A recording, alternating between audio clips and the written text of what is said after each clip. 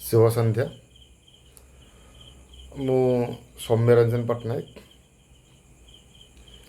आज गोटे सुंदर विषय वस्तु उपरे आलोचना करने आसछि। से विषय वस्तुटी है असुरक्षा। किछि एपरी परिस्थिति आसिला मन को आंदोलित कला, तेणु ये विषय वस्तु उपरे चर्चा करने इच्छा है। हुए तो आपण मानू मोर ओपिनियन भल लगिपारे, भल न लगी भी पारे। आपन को भल लगिले कमेंट करी, भल न लगिले भी कमेंट करेंगे। तो समय नष्ट न करी ये जो चर्चा अच्छी आज ताको आगू नब। असुरक्षा कहले कौन? जिते मनीष कौन जिनस को नहीं निजकू बा निजर कौन जिनिस को नहीं सुरक्षित मन करे नाही, ताको आम असुरक्षा बोली कहू। एभली परिस्थिति मन भीतर बहुत समय सृष्टि हुए।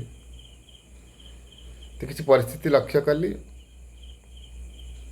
से विषय वस्तु उपरे आलोचना करने इच्छा है। विभिन्न समय मनीष मन भीतर ये असुरक्षा परिस्थिति सृष्टि हुए। निजर पद पदवी, निजर धन संपत्ति, ये सब जिनस हाथ चली जीवार भय थाए कि हरइबार भय थाए। जिते बड़े आमर पद पदवी क्षमता हरइबार भय आसे, मन भितर असुरक्षा भली परिस्थिति सृष्टि हुए। तो असुरक्षा कौन, कहीं आसे, असुरक्षा चिंताधारा मनोवृत्ति मन भितर आसले मनुष्यर कौन क्षति हुए, से विषय आलोचना करने पूर्व गोटे सुंदर उदाहरण मु आपण मान को देवाई चाहिए। जितेबले भगवान शिवंकर पुत्र कार्तिकेय तारकसुर को बद्ध कले। तारकसुर तो शिव को वर प्राप्त पाइते, वर प्राप्त होते जे विश्व ब्रह्मांड कौन भी जीव, कौन भी व्यक्ति, देव दानव कि बद्ध करें ना, केवल शिवंकर पुत्र ही बद्ध कर। तो सबु देवता मानकर अनुरोध क्रमे बा इच्छा क्रमे शिवंकर गोटे पुत्र जात है, ना कार्तिकेय। तांको हाथ रे तारकसुर बद्ध है। तो जो युद्ध होता पूर्वर देवता माने कार्तिकेय को देवता मानकर सेनापति भाव नियुक्त करते। नेतृत्व युद्ध है। परिशेष तारकसुर बद्ध है। सबू देवता पूरा ब्रह्मांड पूरा संसार अत्याचार मुक्त है। समस्ते आश्वस्त है। तो समस्ते कार्तिकेय जयगान करले। सबू देवता माने मनीष हूँ देवता हूँ समस्ते जेहेतु अत्याचार मुक्त है, असुर मानक अत्याचार मुक्त है, समस्ते कार्तिकेय जय जय कले। तो यही समय देवराज इंद्र मन भितर असुरक्षा भली परिस्थिति सृष्टि है। असुरक्षा मनोवृत्ति आसला जे ब्रह्मा विष्णु महेश्वर सबू देवादेवी कार्तिकेय उपर संतुष्ट अच्छा, समस्ते जय जय कर। काले मो हाथ जो देवराजर सिंहासनटा अच्छी चलीजी कि कार्तिकेय तो मोठू अधिक योग्य, अधिक शक्तिशाली शिवपुत्र, पाखे किसी एमती दक्षता अच्छी, क्षमता अच्छी, किसी एभली वैशिष्ट्य अच्छी जोटा कि तांकु मोठू भिन्न करुच्ची बा अधिक योग्य बोली विवेचित करुच्ची। तो देवता माने तांकु बा ब्रह्मा विष्णु कि महेश तांकु देवता मान राजा करदेवे कि? देवराज इंद्रर जो अच्छी सिंहासनटा चलीजी कि? एभली असुरक्षा मनोवृत्ति आसवा जोगु से विभिन्न समय विभिन्न समय कहवा तो भूल हम जिते से विजयर विजय पाई सारा तारकसुर बद्ध हो सारा जिते से परिस्थिति से मोमेंट को एंजॉय कले, माने सेलिब्रेट कले, से समय कार्तिकेय को निमंत्रण कले ना, से सेलिब्रेशन को कार्तिकेय को निमंत्रण कले ना।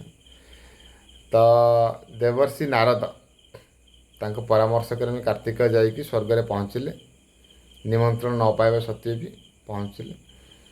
तो ତ ତାଙ୍କୁ ଦେଖି ଦେବରାଜ ଇନ୍ଦ୍ର କ'ଣ କଲେ, ବହୁତ ପ୍ରକାର ଅପମାନ ସୂଚକ ମନ୍ତବ୍ୟ ଦେଲେ, ତାଙ୍କର ଗୁଣ ଅବଗୁଣ ସବୁ ଗାନ କଲେ। ଇଭେନ୍ ଶିବଙ୍କୁ, ଭଗବାନ ଶିବଙ୍କୁ, ଯିଏକି ଜଗତ ପିତା ଆଦିଗୁରୁ, ତାଙ୍କର ବି ବିଭିନ୍ନ ପ୍ରକାର ଅପମାନ କଲେ।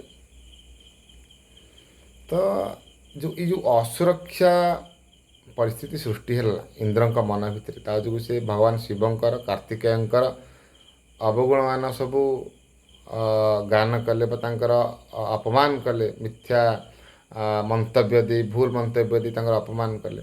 ତାଦ୍ୱାରା କ'ଣ ହେଲା, ସମସ୍ତ ସଂସାର, ସବୁ ଦେବତାମାନେ, ଦେବଗୁରୁ ବୃହସ୍ପତି ମଧ୍ୟ, ବ୍ରହ୍ମା ବିଷ୍ଣୁ ସମସ୍ତେ ଇନ୍ଦ୍ରଙ୍କୁ କ'ଣ କଲେ, ତିରସ୍କାର କଲେ। ସମସ୍ତେ ତିରସ୍କାର କଲେ। ତାପରେ ଏଇ କଥାର ପୁଷ୍ଟି ପାଇଁ କାଳେ କାର୍ତ୍ତିକେୟଙ୍କୁ ଦେବରାଜ ଇନ୍ଦ୍ରର ସିଂହାସନ ଭଗବାନ ଶିବ ଦେଇଦେବେ, ଏ କଥାର ପୁଷ୍ଟି ପାଇଁ ଦେବଗୁରୁ ବୃହସ୍ପତି ଇନ୍ଦ୍ରଙ୍କୁ ନେଇକି ଆସିଲେ ଭଗବାନ ଶିବଙ୍କ ପାଖକୁ। ଭଗବାନ ଶିବ କହିଲେ, ମୁଁ ମୋର ପୁତ୍ରକୁ ଏକ ମହତ୍ ଉଦ୍ଦେଶ୍ୟ ପାଇଁ ଦକ୍ଷିଣ ଦିଗକୁ ପଠାଇବାକୁ ଚାହୁଁଛି। ସେଠି ଅସୁରମାନଙ୍କର ରାଜୁତି ଅଛି। ଅସୁରମାନଙ୍କର ସଂହାର କରି ସେଠି ସେ ଧର୍ମର ସ୍ଥାପନା କରିବ ଏବଂ ସମଗ୍ର ଦକ୍ଷିଣ ଭାଗକୁ ଆଶ୍ୱସ୍ତ କରିବ। ଏହାଦ୍ୱାରା କ'ଣ ହେବ ନା, ସେଠି ଯେଉଁ ପ୍ରଜାମାନେ ଅଛନ୍ତି ତାଙ୍କର ହୃଦୟରେ ଯେଉଁ ସିଂହାସନ ଅଛି, ତାଙ୍କର ହୃଦୟରେ ସେ ବସିବାର ସୌଭାଗ୍ୟ ପାଇବ। ଦକ୍ଷିଣକୁ ଯଦି ସେ ଆଶ୍ୱସ୍ତ କରିପାରିବ ଅସୁରମାନଙ୍କର ଅତ୍ୟାଚାରରୁ। ଦେବରାଜ ସିଂହାସନରେ ବସି ସେଠି ରାଜୁତି କଲେ ଅଳ୍ପ କିଛି ଦେବତା ବା ଅଳ୍ପ କିଛି ପ୍ରଜାଙ୍କ ହୃଦୟରେ ସେ ହୁଏତ ବସିପାରେ, ନ ବସିପାରେ। କାହିଁକିନା ରାଜୁତି କଲା ପରେ ଯଦି ରାଜାଙ୍କର ଶାସନଟା ଭଲ ଲାଗେ ତାହେଲେ ତାକୁ ପ୍ରଜା ଭଲ ପାଇବେ, ନହେଲେ ଭଲ ପାଇବେନି। କିନ୍ତୁ ଯଦି ଦକ୍ଷିଣ ଭାଗକୁ ଯାଇକି ସେଠି ଅସୁରମାନଙ୍କ କବଳରୁ ସେ ଅଞ୍ଚଳକୁ ସୁରକ୍ଷିତ କରିବ, ତାହେଲେ ନିଶ୍ଚିତ ଭାବରେ ସେ ପ୍ରଜାମାନଙ୍କର ହୃଦୟରେ ବସିପାରିବ ଏବଂ ପ୍ରଜାମାନଙ୍କର ହୃଦୟରେ ସେ ରାଜ କରିବ। ହୃଦୟରେ ଯେଉଁ ସିଂହାସନ ଅଛି ସେଠି ବସିପାରିବ। ତେଣୁ ହୃଦୟରେ ଯଦି ଆମେ ଗୋଟେ ବ୍ୟକ୍ତିର ବସିପାରୁଛେ ବା ହୃଦୟ ଦେଇକି ଆମକୁ କିଏ ଭଲ ପାଉଛି, ସମ୍ମାନ କରୁଛି, ତାଠୁ ବଡ଼ ଉପଲବ୍ଧି ଆଉ କିଛି ନାହିଁ। କୌଣସି ସିଂହାସନରେ, ରାଜସିଂହାସନରେ ବସିଲେ ବି ଆମେ ସେ ଉପଲବ୍ଧି ବା ସେ ସମ୍ମାନ ପାଇପାରିବା ନାହିଁ।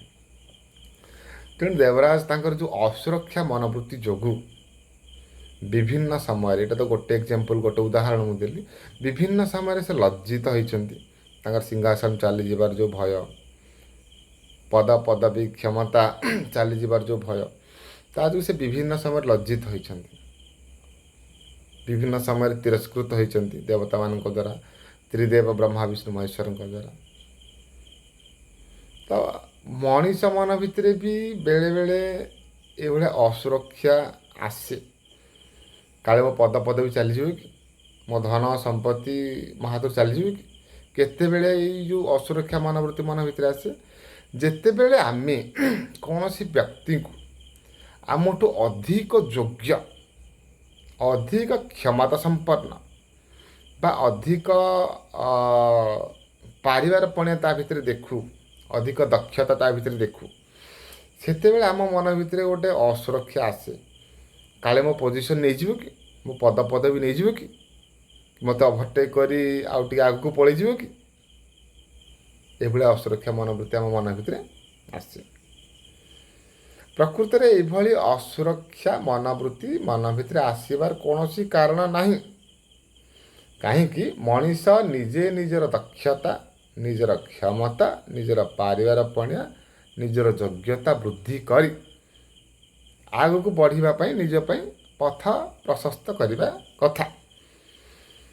ନୁହେଁ କି ଆଉ କାହାର ଦକ୍ଷତା ଯୋଗ୍ୟତା ଉପରେ ଈର୍ଷାପରାୟଣ ହେଇ ତାକୁ ଆଗକୁ ଯିବାକୁ ନ ଦେବା, ତାର ଗୋଡ଼ ଟାଣିବା କିମ୍ବା ତାକୁ ଅଯୋଗ୍ୟ ବୋଲି ପ୍ରମାଣିତ କରିବା।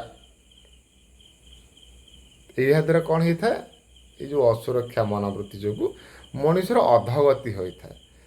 ଏପରି କରିବା ଦ୍ୱାରା ମଣିଷ ତିନୋଟି ଜିନିଷର କ୍ଷତି ସାଧନ କରିଥାଏ। ପ୍ରଥମ ହେଉଛି ନିଜର କ'ଣ କ୍ଷତି ସାଧନ କରେ, ମଣିଷ ନିଜର ଦକ୍ଷତା ଯୋଗ୍ୟତା ବୃଦ୍ଧି କରିବା ଦିଗରେ କୌଣସି ପ୍ରକାରର ପଦକ୍ଷେପ ନିଏ ନାହିଁ, ନିଜର ଦକ୍ଷତା ଯୋଗ୍ୟତା ବୃଦ୍ଧି କରେ ନାହିଁ। ସେ କିପରି ଅନ୍ୟର ଗୋଡ଼ ଟାଣିବ, ଅନ୍ୟକୁ ଆଗକୁ ଯିବାକୁ ନ ଦେବ, ସେ ଉପରେ ଫୋକସ୍ କରେ, ସେଇଟା ଚିନ୍ତା କରେ। ଦ୍ୱିତୀୟ ଜିନିଷ କାହାର କ୍ଷତି କରେ, ଯାହା ଉପରେ ସେ ଈର୍ଷାପରାୟଣ ହୁଏ, ଅର୍ଥାତ୍ ଯୋଗ୍ୟ ଦକ୍ଷ ବ୍ୟକ୍ତିଙ୍କୁ କୌଣସି ନିର୍ଦ୍ଦିଷ୍ଟ କାର୍ଯ୍ୟ ସମ୍ପାଦନ କରିବାରୁ ବିଚ୍ୟୁତ କରେ, ତାକୁ ଡିଷ୍ଟ୍ରାକ୍ଟ କରିବା ପାଇଁ ଚେଷ୍ଟା କରେ। ନା ଏଇ କାମଟା ସେ କରିପାରିବନି, ଏଇ କାମ ପାଇଁ ସେ ଯୋଗ୍ୟ ନୁହଁ, ତ ଆଉ ଜଣଙ୍କର କ୍ଷତି କରେ। ଜଣେ ଯୋଗ୍ୟ ଦକ୍ଷ ବ୍ୟକ୍ତିକୁ ସେ ଗୋଟେ ନିର୍ଦ୍ଦିଷ୍ଟ କାମ କାର୍ଯ୍ୟ ସମ୍ପାଦନ କରିବାରୁ ନିବୃତ୍ତ ରଖେ। ତ ଜଣେ ନିର୍ଦ୍ଦିଷ୍ଟ ଯୋଗ୍ୟ ବ୍ୟକ୍ତି ଯଦି ଗୋଟେ ନିର୍ଦ୍ଦିଷ୍ଟ କାର୍ଯ୍ୟ କରିବାରେ ସଫଳ ହୋଇପାରିଥାନ୍ତେ, ତାକୁ ଆମେ ଡିଷ୍ଟ୍ରାକ୍ଟ କରିଦେଲେ, ତାହେଲେ କ'ଣ ହେଲା, ଆମେ ସଂସାରର ଜଗତର ବି କ୍ଷତି ସାଧନ କଲେ। ତିନି ଜଣଙ୍କର କ୍ଷତି ହେଲା, ପ୍ରଥମେ ନିଜର, ତାପରେ ଯାହା ଉପରେ ଆମେ ଈର୍ଷା କଲେ ତାର ବି କ୍ଷତି ସାଧନ କଲେ, 3 ନମ୍ବର ହେଉଛି ସଂସାରରେ ଯାହାଦ୍ୱାରା କି ଜଗତର ମଙ୍ଗଳ ହୋଇଥାନ୍ତା, ଉନ୍ନତି ହୋଇଥାନ୍ତା, ତାର ବି ଆମେ କ୍ଷତି ସାଧନ କଲେ। ତେଣୁ ଏଥିରେ ଆମେ କ'ଣ ଶିଖିଲେ, ସଦାସର୍ବଦା ଆମେ ଆମର ଦକ୍ଷତା ଯୋଗ୍ୟତା ନିଜର ପାରିବାର ପରିଣୟକୁ ବଢ଼ାଇବା ପାଇଁ ଚେଷ୍ଟା କରିବା ଦରକାର। ସେଥିରେ କେମିତି ଆମର ଉନ୍ନତି ଆସିବ ଦକ୍ଷତା ଓ ଯୋଗ୍ୟତାରେ, ସେ ଉପରେ ଆମେ ଚିନ୍ତା କରିବା ଦରକାର, ଚିନ୍ତନ କରିବା ଦରକାର। ଚିନ୍ତା ତ ନୁହଁ, ଚିନ୍ତା କହିଲେ ଭୁଲ ହେଇଯିବ, ଚିନ୍ତନ କରିବା ଦରକାର। କଥାରେ ଅଛି ଚିନ୍ତା ଚିତା ସମାନ ହୋଇଥାଏ। ଚିନ୍ତା କଲେ ଆମେ କ'ଣ ଚିତାକୁ ଯିବା, ଜଳି ଜଳି ଜଳି ଜଳି ଜଳି ଲାଷ୍ଟରେ ଆମ ଶରୀର ବି ଜଳିଯିବ। ଆମର ପଞ୍ଚଭୂତରେ ଯେଉଁ ଶରୀର ତିଆରି ହେଇଛି ତାହା ବି ଜଳିଯିବ। ତେଣୁ ଚିନ୍ତା କରିକି ନିଜକୁ କଷ୍ଟ ଦେବା କଥା ନୁହେଁ, ଚିନ୍ତନ କରିବା କଥା। ଚିନ୍ତନ କଲେ ଆମକୁ କଷ୍ଟ ହୁଏନି, ଆମର ଆତ୍ମୀୟ ଚିନ୍ତନ ଦ୍ୱାରା କ'ଣ ହୁଏ, ଆମର ବିଭିନ୍ନ ପ୍ରକାର ଯେଉଁ ଦକ୍ଷତା ଯୋଗ୍ୟତା ସେଥିରେ ବୃଦ୍ଧି ହୁଏ, ଯାହାଦ୍ୱାରା କି ଆମେ ନିଜର ଉନ୍ନତି କରିବା ସହିତ ସୋସାଇଟିର ସମାଜର ବି ଉନ୍ନତି କରିପାରିବା। କିନ୍ତୁ ମଣିଷ ନିଜର ଦକ୍ଷତା ଯୋଗ୍ୟତା ବୃଦ୍ଧି ନ କରି ଜଣେ ଦକ୍ଷ ଯୋଗ୍ୟ ବ୍ୟକ୍ତିଙ୍କୁ କେମିତି ଗୋଟେ ନିର୍ଦ୍ଦିଷ୍ଟ କାମ କରିବାରୁ ଯେଉଁଥିରେ କି ସେ ସଫଳ ହୋଇପାରିଥାନ୍ତା ତାକୁ ନିବୃତ୍ତ ରଖିବା ଏବଂ ସମାଜର ଅମଙ୍ଗଳ କରିବା, ଅହିତ କରିବା, ସେ ଦିଗରେ ମଣିଷ ଚିନ୍ତା କରେ। କିଛି ବ୍ୟକ୍ତିଗତ ଜୀବନରେ କିଛି ଏଭଳି ପରିସ୍ଥିତି ସୃଷ୍ଟି ହେଲା, ଦେଖିଲି, ଅନୁଭବ କଲି, ସେଥିପାଇଁ ଚିନ୍ତା କଲି ଏ ବିଷୟରେ ଗୋଟେ ଭିଡ଼ିଓ କରିବା ଦରକାର, ଗୋଟେ ମନ୍ଥନ କରିବା ଦରକାର। ବହୁତ ଗୁଡ଼ିଏ ବିଷୟବସ୍ତୁ, ବହୁତ ଗୁଡ଼ିଏ ଜିନିଷକୁ ନେଇ, ବହୁତ ଗୁଡ଼ିଏ ଜିନିଷକୁ ଆଧାର କରି ମୁଁ କିଛି ଜିନିଷ ଚିନ୍ତା କଲି, କିଛି ସିଦ୍ଧାନ୍ତରେ ଉପନୀତ ହେଲି ଯେ ମଣିଷ ଅସୁରକ୍ଷା ଯେତେବେଳେ ମନେ କରେ, ଅସୁରକ୍ଷା ଭଳିଆ ପରିସ୍ଥିତି ଯେତେବେଳେ ମଣିଷ ମନ ଭିତରେ ସୃଷ୍ଟି ହୁଏ, କ'ଣ ହୁଏ, ତ ଏଭଳି ପରିସ୍ଥିତିରେ ଆମେ କେମିତି ନିଜକୁ ନିବୃତ୍ତ ରଖିବା। ଯଦି ଜଣେ ଯୋଗ୍ୟ ବ୍ୟକ୍ତି, ଆମଠୁ ଅଧିକ ଯୋଗ୍ୟ ଅଧିକ ଦକ୍ଷ ବ୍ୟକ୍ତି ଅଛି, ତାକୁ ଆମେ ସେ ନିର୍ଦ୍ଦିଷ୍ଟ କାର୍ଯ୍ୟ ସମ୍ପାଦନ କରିବାରୁ କେବେ ନିବୃତ୍ତ କରିବା ନାହିଁ, ତାକୁ ସେ କାର୍ଯ୍ୟ କରିବାକୁ ଦେବା ଏବଂ ତାଙ୍କ ପାଖରେ ଯେଉଁ ଯୋଗ୍ୟତା ଅଛି ବା ଦକ୍ଷତା ଅଛି, ତାଙ୍କ ପାଖରେ ଯେଉଁ ଅନୁଭବ ଅଛି, ସେଥିରୁ ଆମେ ଶିଖିବା ପାଇଁ ଚେଷ୍ଟା କରିବା, ତାଙ୍କୁ ଏନକରେଜ୍ କରିବା ଏବଂ ଆମେ ନିଜେ ଏନକରେଜ୍ ହେଇକି ସେଥିରୁ ଶିଖିବା ପାଇଁ ଚେଷ୍ଟା କରିବା। ଏମିତି ନୁହେଁ କି ଆମେ ତାକୁ ଡିସ୍କରେଜ୍ କରି ତା ଗୋଡ଼ ଟାଣି ତାକୁ ତଳେ ଫୋପାଡ଼ିବା ଏବଂ ନିଜର ଅଯୋଗ୍ୟତା, ଅଯୋଗ୍ୟ ପଣିଆ ବା ସମ୍ପୂର୍ଣ୍ଣ ଦକ୍ଷ ନ ହୋଇଥିବା କାରଣରୁ ଆମେ ସେ କାର୍ଯ୍ୟ ତ ସମ୍ପାଦନ କରିପାରିବାନି ଏବଂ ତତ୍ସହିତ ଆମେ କ'ଣ କଲେ, ଆଉ ଜଣେ ଯୋଗ୍ୟ ବ୍ୟକ୍ତିଙ୍କୁ ସେ କାର୍ଯ୍ୟ ସମ୍ପାଦନ କରିବାରୁ ନିବୃତ୍ତ କରାଇଲେ। ସଂସାରର ବା ଜଗତର ବା ସମାଜର ହିତ ସାଧନ କରିବାରେ ଆମେ କ'ଣ କଲେ, ଆମେ ବାଧକ ହେଲେ, ବାଧା ସୃଷ୍ଟି କଲେ। ଏହାଦ୍ୱାରା କ'ଣ ହେଉଛି, ଆମେ ନିଜର ଅଧୋଗତି କରୁଛୁ, ପାପ ଅର୍ଜନ କରୁଛୁ, ନିଜର ଅଧୋଗତି କରୁଛୁ। ତେଣୁ ଅସୁରକ୍ଷା ମନୋବୃତ୍ତି କେମିତି ମନ ଭିତରୁ ଦୂର ହେବ, ଯେତେବେଳେ ଆମ ଭିତରେ ଆପ୍ରିସିଏସନ୍ ଭଳିଆ ଆପ୍ରିସିଏଟ୍ କରିବାର କ୍ଷମତା ବା ଆପ୍ରିସିଏଟ୍ କରିବାର ସାହସ ଆମ ମନ ଭିତରେ ଆସିଯିବ, आमे आप्रिशिएट करिपारिबा नहीं से व्यक्ति होची मोटू अधिक योग्य अधिक दक्ष से कामटा भल भाव संपादन करें ताकू मु बाट छाड़देवी से कामटा भल भाव संपादन करें से परिस्थिति रे जिते आम आप्रिशिएट करवा शिखा से परिस्थिति आम मन भर असुरक्षा भाया शत्रु आम मन भर हावी हम ना जेपर्यंत आम मन भर आप्रिसिएसन करिवार साहस आसीना से पर्यंत असुरक्षा भाया शत्रु आम मन को कबलित कर आम निजर क्षति साधन करने सहित समाजर भी क्षति साधन करवा तेणु केबेहेले निजको असुरक्षित मन करवा नहीं असुरक्षित मन करवा नहीं अर्थ मो पद पदवी चलीज मो धन संपत्ति चलीज नहीं जदि आमठू किए योग्य व्यक्ति अच्छी ताहले निश्चिंत भाव ताकू आगू बढ़ा को देबा ताकू से कार्य करने को संपादन करने को हमें उत्साहित करवा एपरी नुहे कि आम आमर पद पदवी आमर औधा चली जीवार भय कौन सी व्यक्ति को हतोत्साहित कर समाजर क्षति घटेगा। तो ये थिला आज विषय वस्तु तेणु आशा करुच्ची आम जो आलोचना कले निश्चित भाव आपण को भल लगी जदि भल लगी कमेंट करेंगे जदि कौन सी प्रकार भूल मंतव्य बा भूल कथा बा मो ओपिनियन रे किसी भूल रही जाइए कि आपण मो भितर किसी मत पार्थक्य अच्छी ताहले भी निश्चिंत जनइबी ताकू पुणी मंथन कलापर आम आ गोटे उन्नत धरण सिद्धांत पहुँची पारिबा। धन्यवाद जहाँ आप एत समय दे भिडियोटी देखिले मो कथा शुणिले आपन को बहुत बहुत धन्यवाद।